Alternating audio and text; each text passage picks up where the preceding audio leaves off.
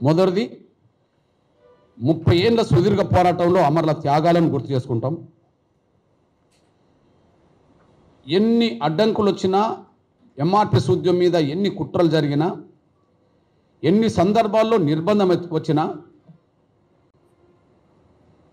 ఎక్కడ కూడా ఆత్మస్థైర్యం కోల్పోకుండా ఎంఆర్పిఎస్ అనుబంధ విభాగాల కార్యకర్తలు సంకల్పంతో కూడిన శ్రమ ఏదైతే చేశారో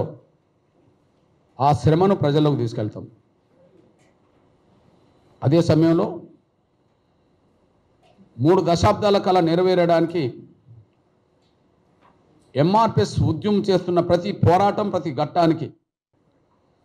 సమాజంలో ఉండే అన్ని వర్గాలు, రాజకీయాలకు అతీతంగా, కులాలకు అతీతంగా, మతాలకు అతీతంగా,